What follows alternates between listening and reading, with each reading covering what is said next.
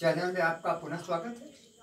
आज का टॉपिक है part of speech verb. What is verb? Verb is a word that shows action, motion और process. Main और verb कितने तरीके के हैं? वर्ब हमारे पास तो 3 तरीके के हैं। कुछ वर्ब होते हैं जिनको हम लिंकिंग वर्ब कहते हैं। लिंकिंग वर्ब का मतलब होता है कि लिंकिंग वर्ब जब किसी कॉम्प्लीमेंट को उस वर्ब के द्वारा जोड़ दिया जाता है तो उसको लिंकिंग वर्ब कहते हैं। जैसे मैं कमरे में हूँ, I am in the room. तुम विद्यार्थी हो, यू आर स्टूडेंट। बंदर छत पर है, the monkey is on the roof. तो यहाँ is, am, are, was, were जब कभी किसी वाक्य को जोड़ने का काम करते हैं और ऐसे वाक्य में जिसमें मुख्य क्रिया नहीं होती तो उनको हम लिंकिंग वर्ब कहते हैं। उसके बाद हम बताएंगे मेन वर्ब। मेन वर्ब का मतलब होता है जो मुख्य क्रियाएं होती हैं, जैसे go, eat, see, jump and form. Form of the main verb. पहला फॉर्म होता है रूट फॉर्म, दूसरा होता है यस लगा हुआ फॉर्म, तीसरा होता है पास्ट यानी सेकंड फॉर्म, और तीसरा होता है परफेक्ट का यानी थर्ड फॉर्म, और फिर जीरन या आईएनजी वाला फॉर्म होता है जिसको हम प्रेजेंट पार्टिसिपल भी कहते हैं, और अंतिम होता है इनफाइनाइट जिसमें टू लगा के बनाते हैं टू का।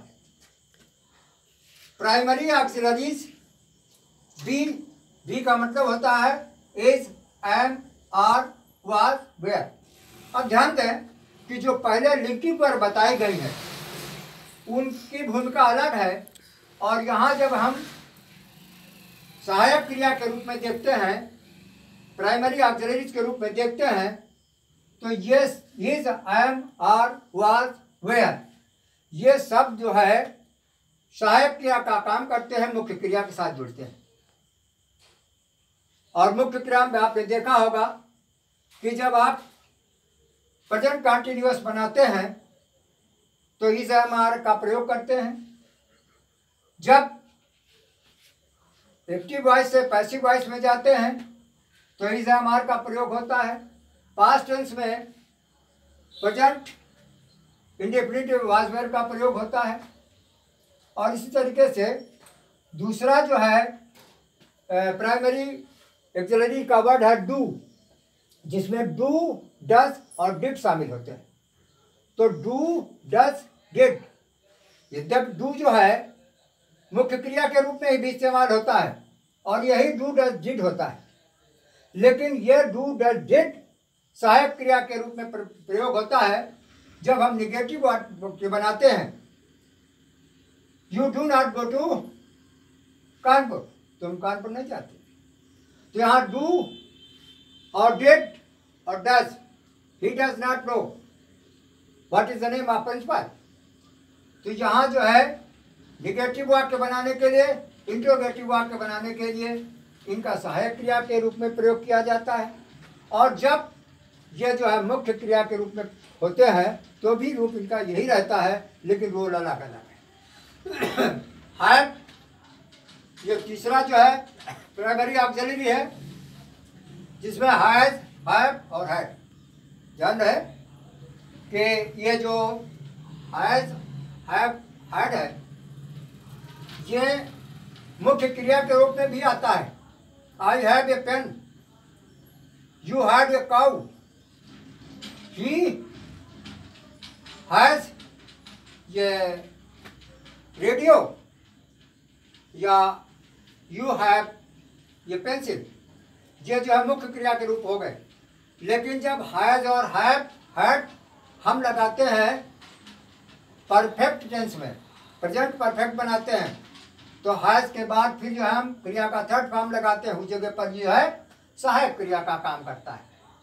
मॉडल ऑक्सिलरीज कैन और कुड, कैन और कुड इसमें जो है सामर्थ्य की बात होती है, वो बताया जाता है। जैसे I can do this work, you should do this work, या you should follow the traffic rule, may or might. इसमें जो है संभावनाएं हैं। क्या है? संभावनाएं हैं। He may be in the office, शायद वो ऑफिस में हो। इसी तरीके से must, you must do this, या you must obey your parent. इस तरीके से ये ऑक्सिलरीज का जो है प्रयोग किया जाता है। इसके बाद जो आते हैं लिंकिंग वर्ब। क्या आता है? Linking verb. और ये जो लिंकिंग वर्ब है, ये ज़मार, इनका पहले ही हम आपको जो व्यवहार है या इनका जो प्रयोग है बता चुके हैं। अब कुछ एक विशेष बात बताने जा रहे हैं कि खासकर कक्षा 9 और कक्षा 10 में एक क्वेश्चन आता है जिसका नाम है अरेंजमेंट ऑफ सेंटेंस या रीऑर्डरिंग ऑफ द सेंटेंस। तो इस सेंटेंस में जो हमने आपको रूट फॉर्म बताया है, वो रूट फॉर्म केवल प्रेजेंट इंडेफिनिट के बहुवचन कर्ता के साथ लगाया जाता है, और या उन जगहों पर लगाया जाता है जो वाक्य निगेटिव होते हैं या इंट्रोगेटिव होते हैं, जिनमें डू डज डिड मिला होता है या विल शैल लिखा होता है, तो उसमें जो है रूट फॉर्म का प्रयोग किया जाता है। उसके बाद दूसरा फॉर्म आया जिसको एस वाला फॉर्म कहते हैं। ये केवल और केवल प्रेजेंट इंडेफिनिट में सिंगुलर नंबर कर्ता के साथ लगाया जाता है। इसके बाद क्रिया का सेकंड फॉर्म, ये सेकंड फॉर्म सिर्फ पास्ट टेंस के किसी भी जो है पर्सन के और वचन के कर्ता के साथ लगाया जाता है। इसके बाद आता है थर्ड फॉर्म। थर्ड फॉर्म जो है वो हैज़, हैव और हैड के साथ परफेक्ट टेंस में लगता है, और साथ ही ये फॉर्म जो है पैसिव वॉइस बनाने के लिए लगाया जाता है। फिर आता है तीसरा फॉर्म, आईएनजी वाला फॉर्म।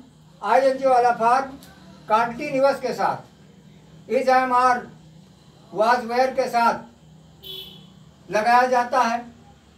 और इसके बाद जो परफेक्ट कंटीन्यूअस होता है, जिसमें सिंस और फॉर लगा होता है, समय दिया होता है, उसमें has been, have been, had been, will have been, shall have been के बाद लगाया जाता है। यदि आपको ये ठीक ढंग से समझ में आ जाए तो शायद ये क्वेश्चन जो आता है कि correct use of the verb बड़ी आसानी से हल किया जा सकता है। आज का टॉपिक बस यही।